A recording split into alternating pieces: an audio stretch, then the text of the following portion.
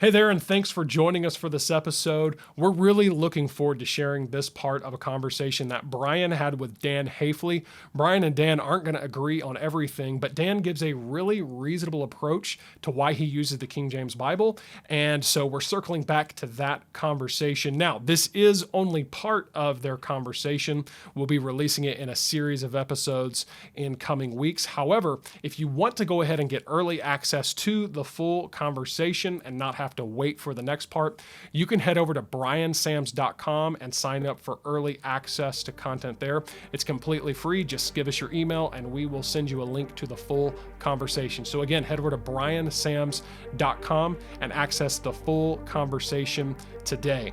Well, we are so glad that you have joined us for this episode as we continue to advance a reformation of fellowship, partnership, and gospel hope amongst Bible-believing pastors and churches. This is Church Advance with Brian Sams.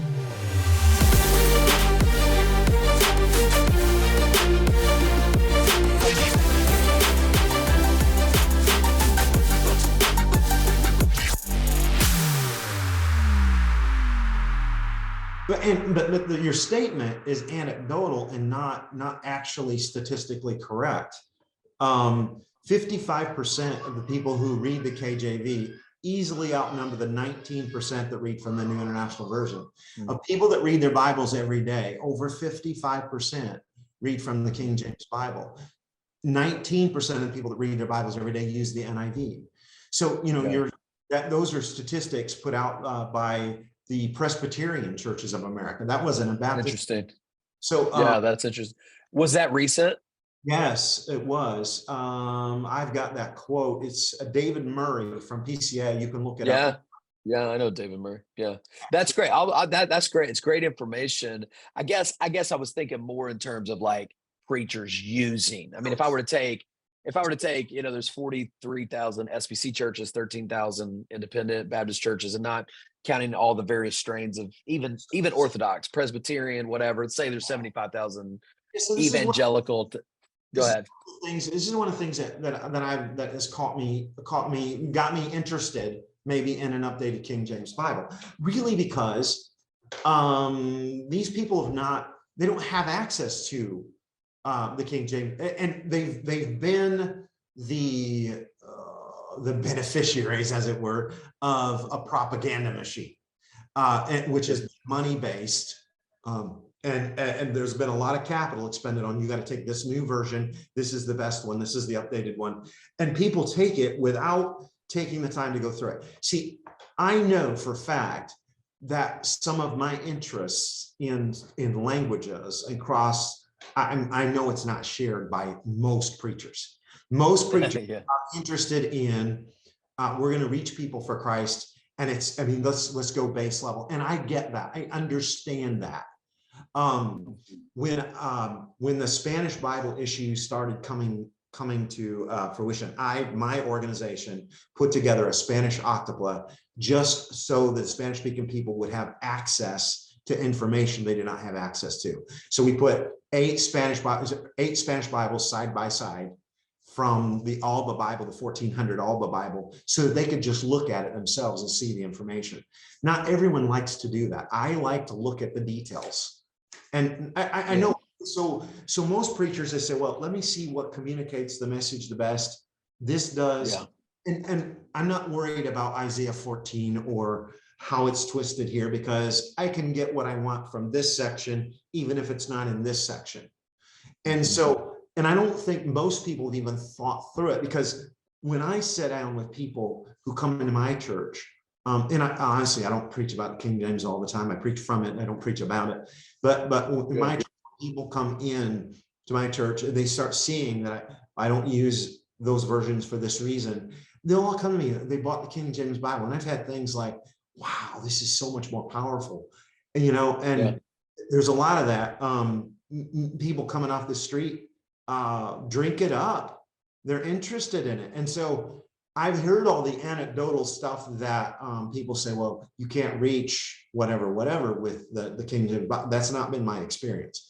So so I mean, I think experientially, we could all share different sides of that argument. I think we all have the same desire.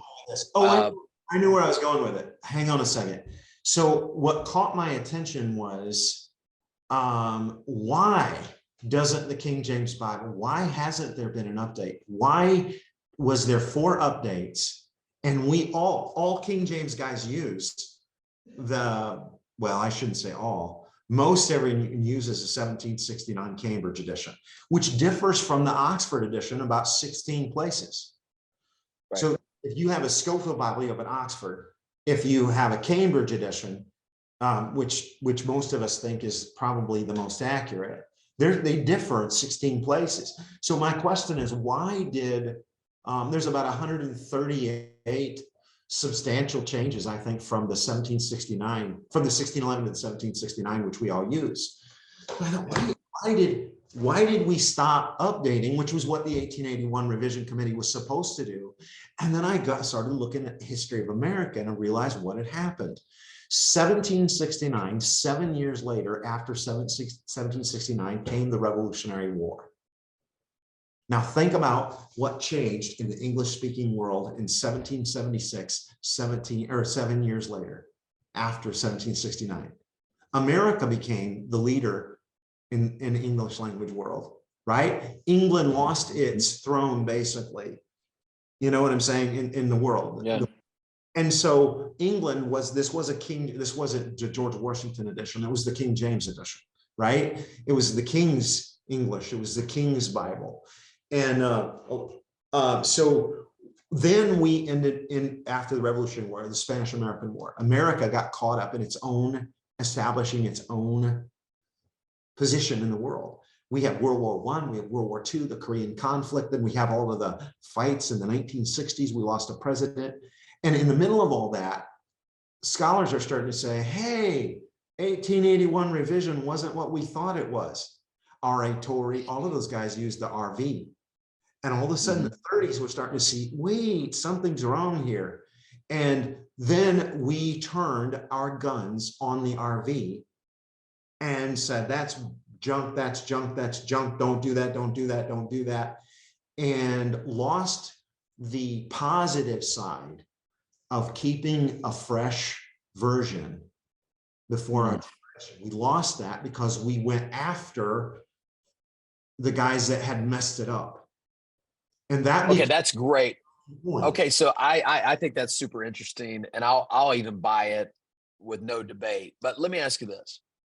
Okay, do you think the people that you affiliate with in that circle, do they see what you see? Like, will they agree with you that they got lost? Well, let me just say this. This is a very, very new discussion in our circles. And there are a lot that we're talking about this, a lot. It's an open.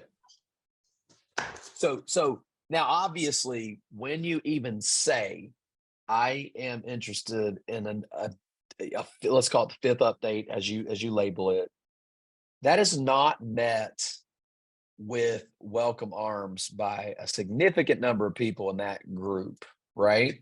It's met with fear. It's met with fear because there is a belief that God's word is not something that should be tampered with or taken lightly. And so we believe, and I still believe this, that it is a serious thing. It's so serious that the people that got it into our language, many of them got it into our language at the cost of their lives. Right. And so, you know, I know for a fact that if I tackle this, my reputation and everything that I stand for is on the line. I know it is, because the devil hates the accurate train. He's always, since Genesis 3 has been saying, hath God said.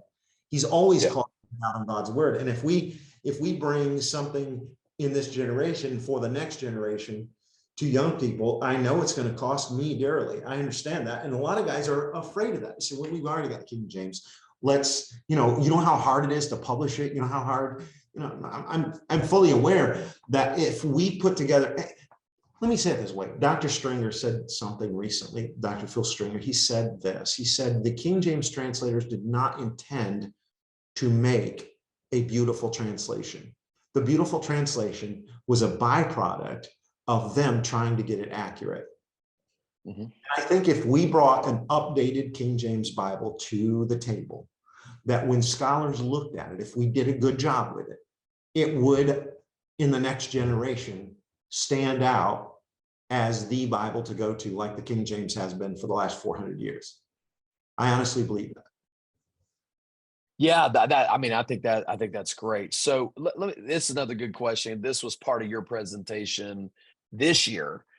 Great question. Is there an appetite for this update in the church? Now, my challenge for you, not that I would be for what you're doing, is not the market is not the right word, because you're not going to, copyright it necessarily, but what what is the appetite for it? Like, okay, let's say you do this. I mean, let's say in a perfect world, Dan and a team of solid scholars go out with an attempt and successfully produce this product.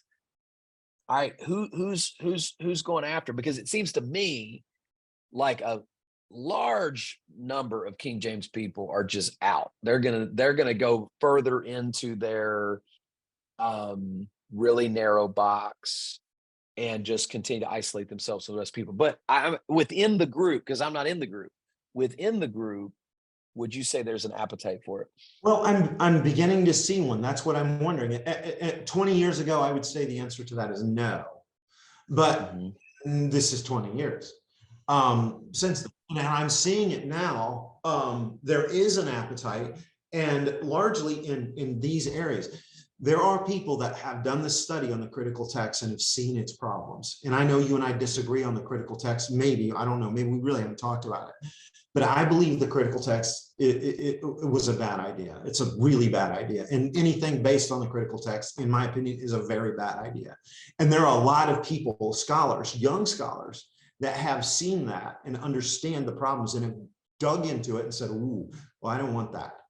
Okay, so those young guys are like, yeah, I don't want that, but I also can see the need for an updated, I can see it. So like at a recent conference, I had lots of young people scattered around my table discussing this potential. And I'm seeing that my own son is a preacher, and he's 27.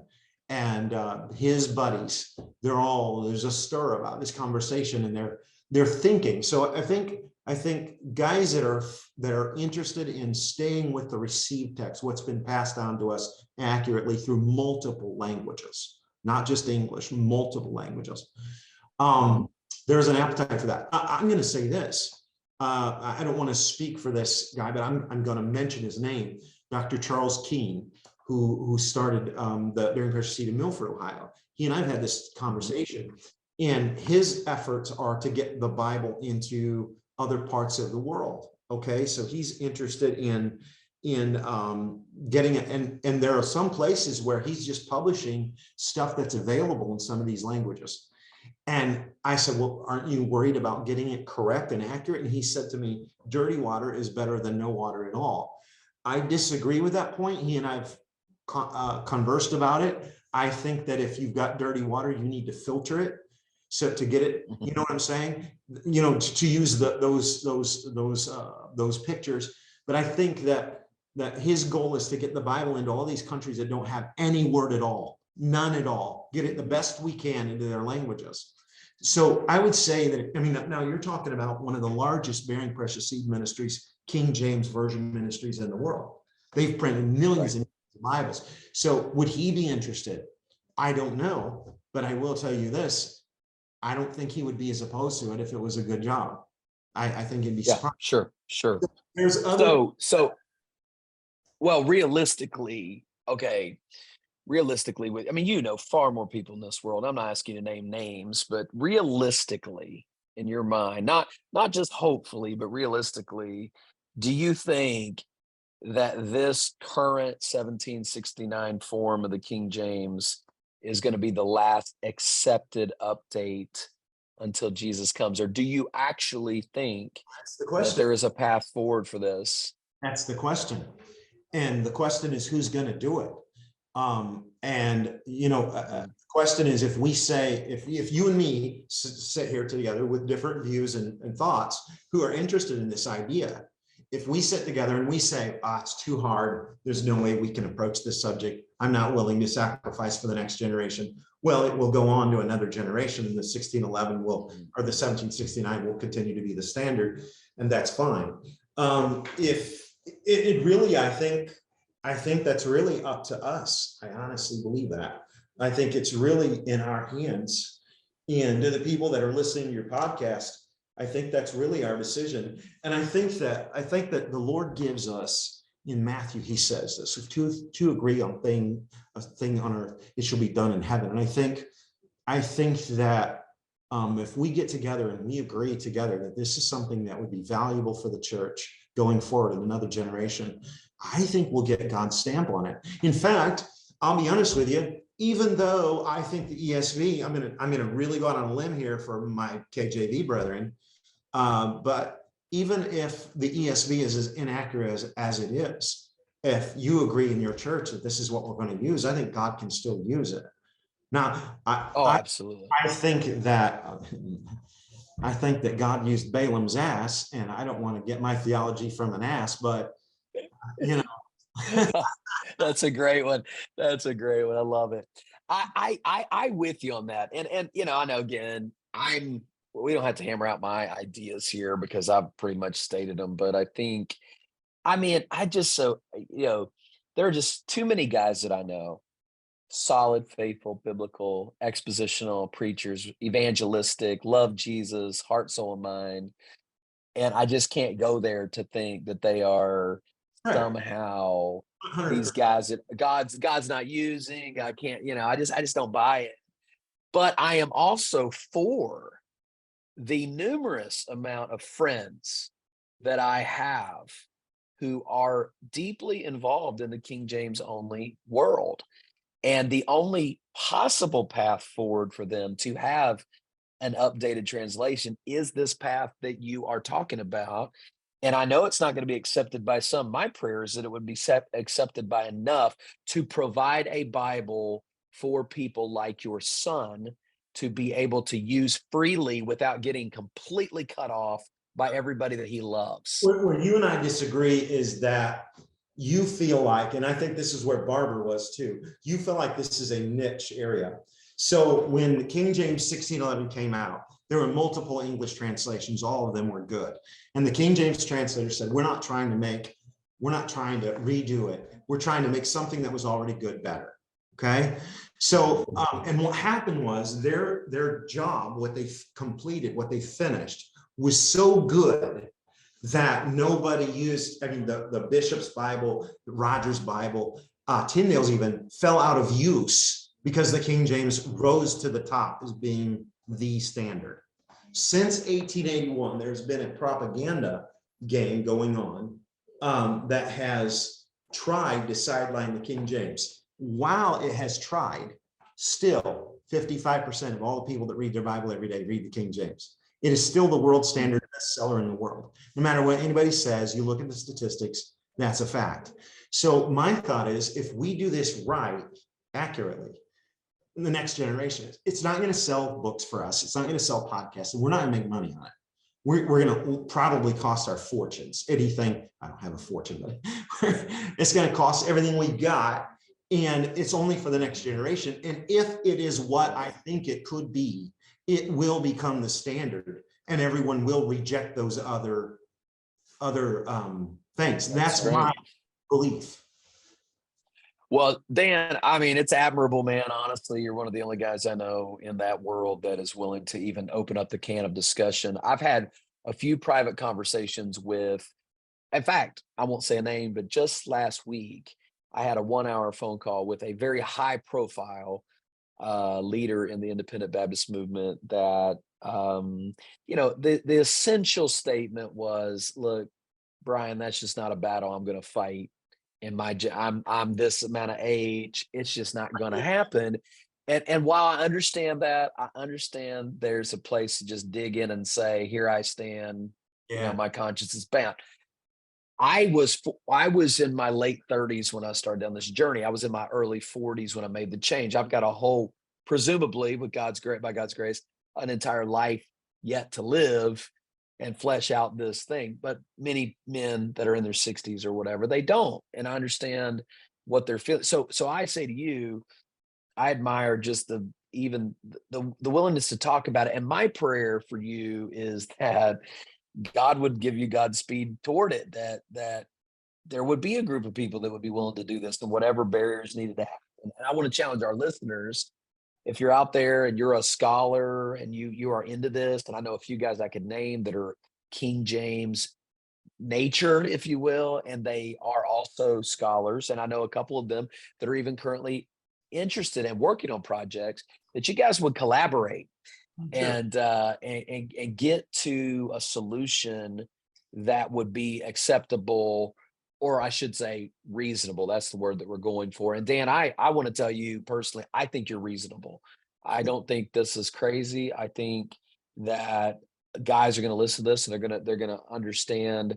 The guys that are on, like, in my world are going to be like, hey man, there's actually a guy out there that we may disagree on a few points, but the bigger nature is we're together. And then the guys who are more inclined to be more King James, who listen to this sometimes just for controversial purposes, would at least listen and be like, man, we need a path forward. Because I think at the end of the day, my final word would just simply be, y'all really do need a path forward, man. Really, I think the King James only group, if they do not do something, are going to continually marginalize themselves to where their followers are not going to follow. And it's not going to be for lack of conviction. It's going to be for lack of understanding and support. And they're just going to be like, we have nowhere to turn. Where are we going to go? I don't And know. I think that's what you want to avoid. I don't know that I would 100% agree with that statement, but I get what you're saying. I think that there is a level of reaching for the word. To give you an idea, pastor preacher William Quayle wrote this book. It's a great book. Warren Wiersbe actually edited it and republished it under his name.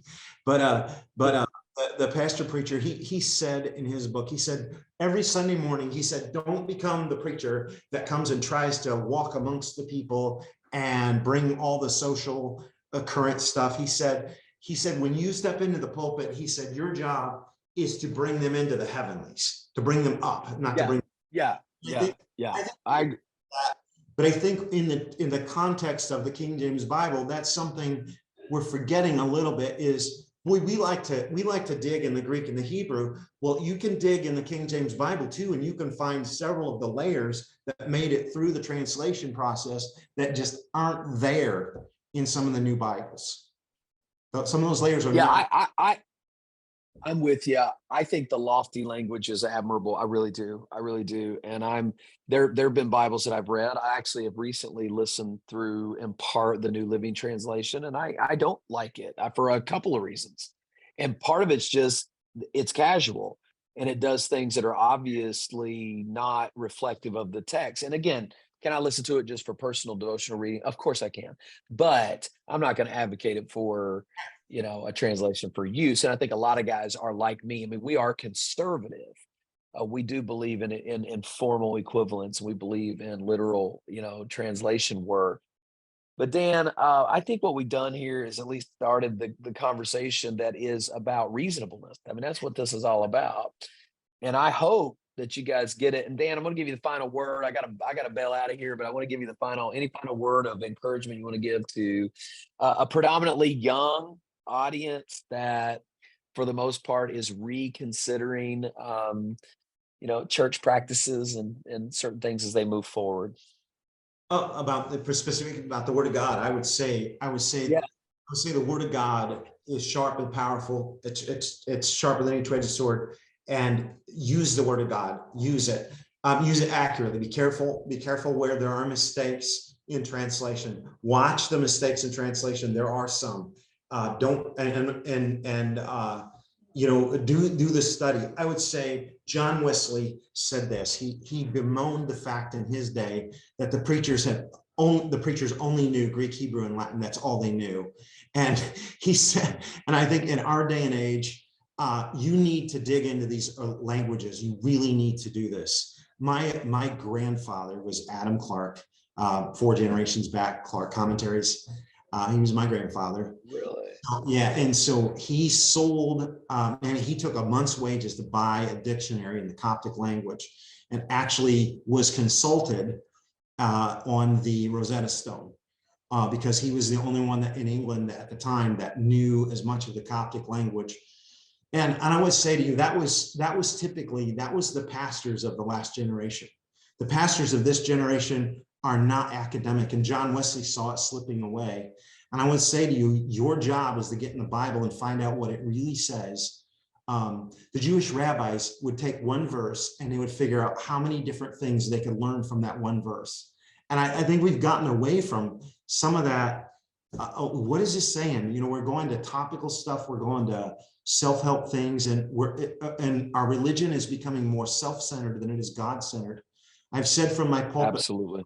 times I've said, when we are so interested in bringing guests into our church that we forget the most important guest is Jesus Christ. I want him to be more welcome in my church than any guest that walks off the street. And that's not just saying I leave them alone. You get what I'm saying? So No, that is, Dan, that's great. Thank you. That is absolutely accurate. And I am with you 100% on that. We have lost a sense of awe and a sense of reverence and a sense of duty as preachers to preach the word. I agree 100%. And a lot of our sermons are cliff notes. A lot of our sermons are little headline blurbs that aren't deep, man. And we make brushes past things. I am 100% for that.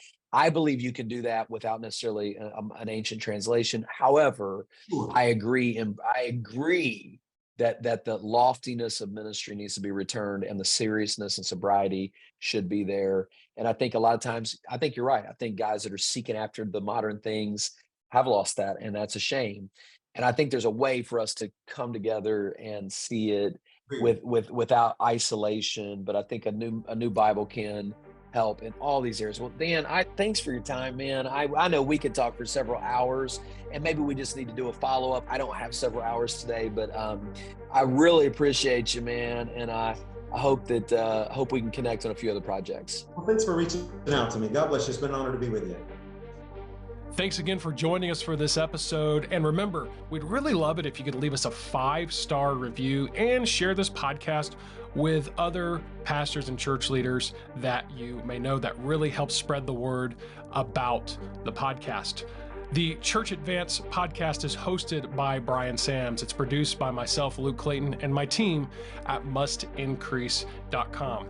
We look forward to having you join us in the next episode as we continue to advance a reformation of partnership, fellowship, and gospel hope amongst Bible-believing pastors and churches right here on Church Advance with Brian Sams.